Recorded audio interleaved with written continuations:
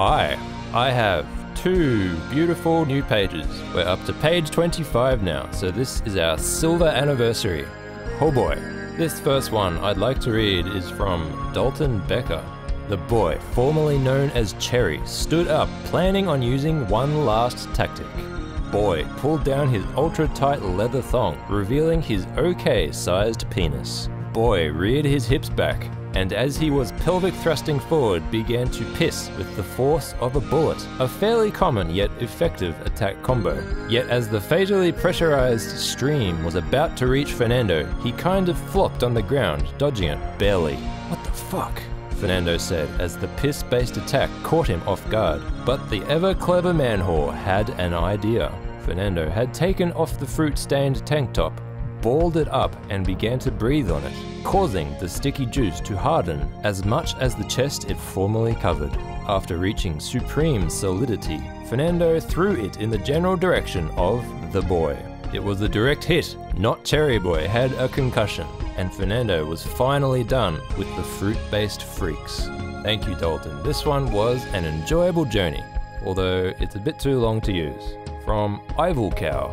Cherry Boy's body flopped flaccidly to the ground behind Fernando in the puddle of grapefruit juice that had been left by Fernando's earlier snack. Immediately, the sweet, life-giving juices rejuvenated Cherry Boy's devastated body. "I'm ready for more," he moaned.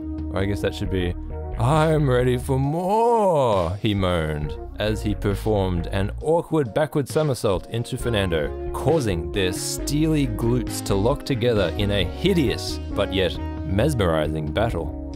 I really like this one, and I do feel a bit bad that I'm not extending Cherry Boy's battle. He's a fun guy to draw, but also I've done a glute battle in one of these between Fernando and Vera, the dominatrix, in Fernando and the South American swap meet. If you haven't seen it, that battle was fought to a draw. It's right near the beginning if you want to check it out. From Nero Spice. "Impressive," said Big Plums with a menacing grin. "But you have yet to see true power." He stretched the straps of his mankini to its utmost limits, braced himself, and released them. The kinetic power stored in the stretchy straps sent them hurling with super sexy supersonic speed that broke the sound barrier with a loud bang. The sandy ground turned into an almost blinding sandstorm that knocked Fernando to his knees. Big Plum's fiery eyes pierced the sandy hurricane as he laughed. "How can you even hope to match me without the awesome power of sadomasochism?" Fernando knew there was only about 3 or 4 things he could do to survive this battle. This one's very nice, and I was pretty tempted to use it. It would have been great fun to draw. This one is by 10 True Freak 01. His triumph was short-lived as Big Plums took Fernando by surprise with a dastardly donkey punch to the back of the head. Fernando was struck unconscious, landing face down in the sand. Big Plums lifted Fernando's flaccid body, carrying him over the shoulder. "A horse still, but a man no more," Big Plums cackled. This one suggests subverting everyone's expectation of a boss battle. I respect that, it's a good idea. From Susie Q. Big Plum, astonished by the foil of his comrades and Fernando's graceful performance, dashed at Fernando with a low swinging kick. Fernando fell, but in doing so his sticky chest landed haphazardly on Big Plum's unprepared upper thigh.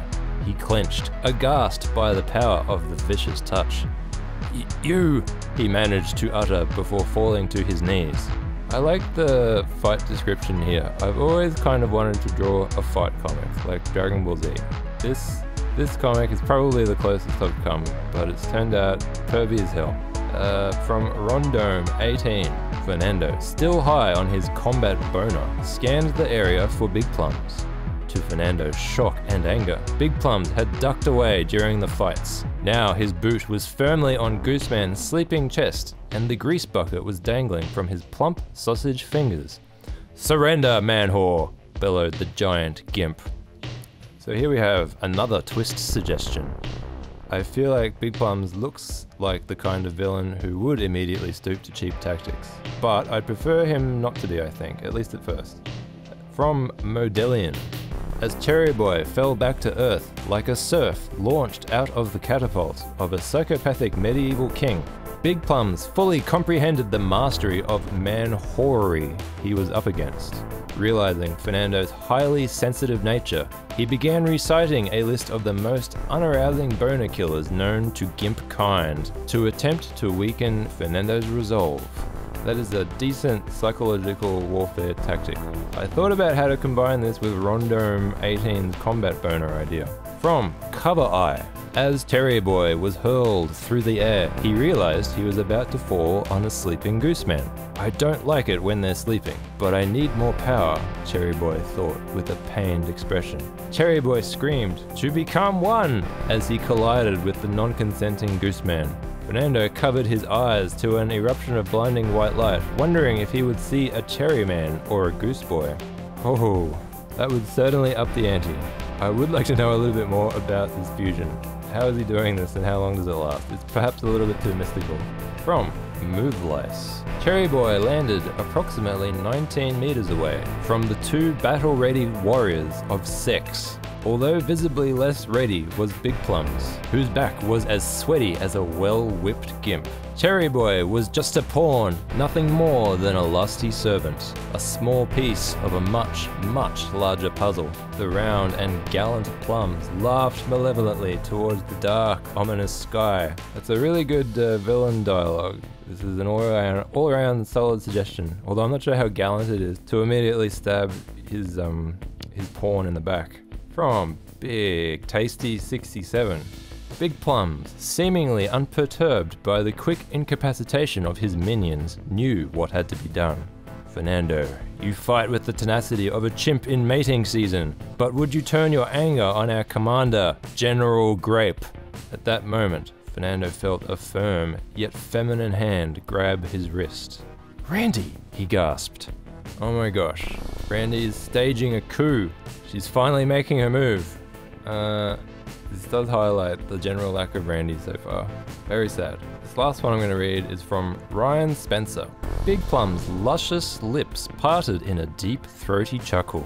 "Did you truly believe we would not prepare for you, man-whore?" he said as he lifted his big meaty hand toward his thick, blubbery stomach.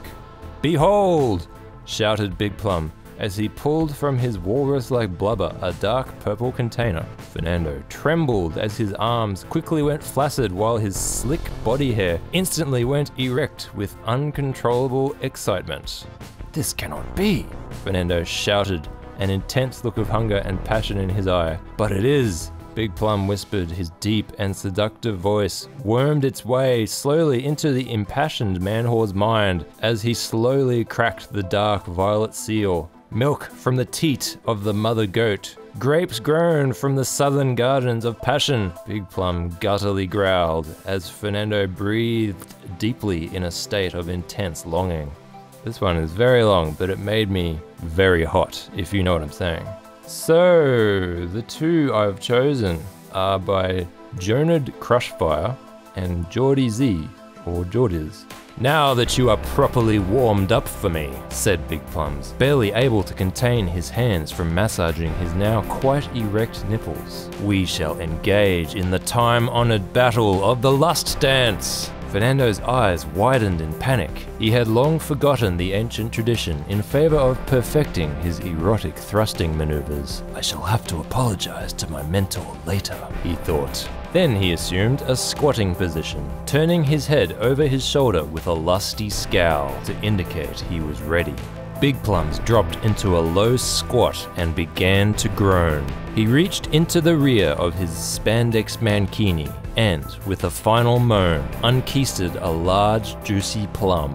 He plucked the stalk from the feculent fruit and tossed it at Fernando's feet. Confused by this odd gesture, Fernando stooped to pick up the dirty drupe, only to find that it was no ordinary butt plum. It was ticking. So, you might be thinking, these two don't necessarily flow smoothly together. I think the butt plum can be seen as an opening maneuver in the lust dance. So having set that up, I'd like to continue the dance, at least for a little while. Thanks for watching, writing, and what happens next?